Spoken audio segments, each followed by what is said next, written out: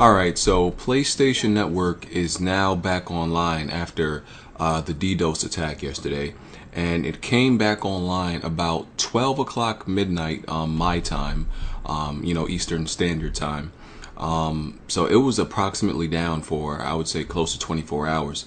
But this whole story about, the whole attack is really getting crazy and is like a plot twist and everything.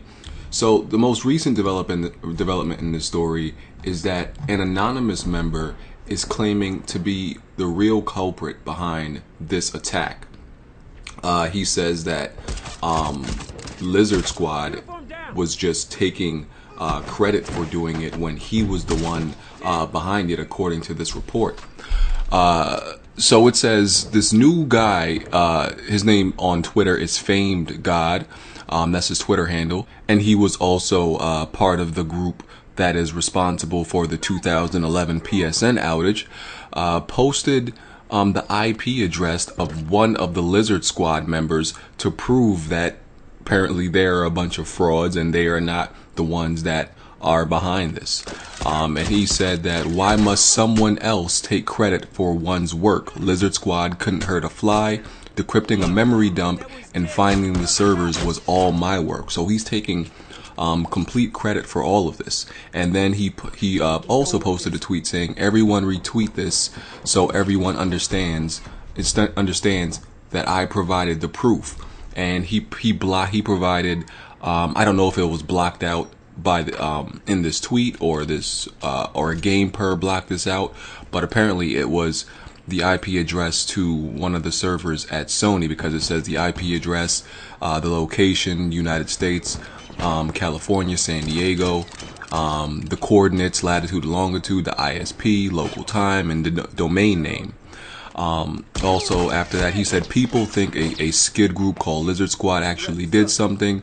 It wasn't hard to find your main group IP either. So then he then posted their IP address in that tweet. After that, he went on to explain why his reason behind this was. He said, learn and hire people for your security. You're a cheap ass company, referring to Sony, of course. He said if Sony wanted to, they could easily hire a team to monitor servers and filter DDoS attacks. They too high a mighty to spend money. Hashtag RIP. And then lastly, he went on to say that at least Xbox and Microsoft are smart and don't operate on one data center. Sony, you're fucking AIDS.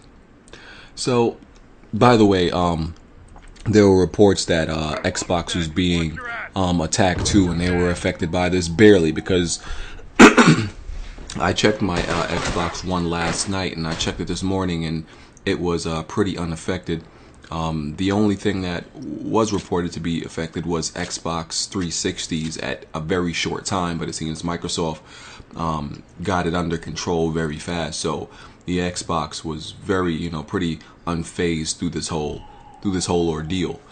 But this is pretty much the last video I'm gonna do on this. Like, this is the last update video. I'm not gonna talk about this anymore because it's just honestly crazy.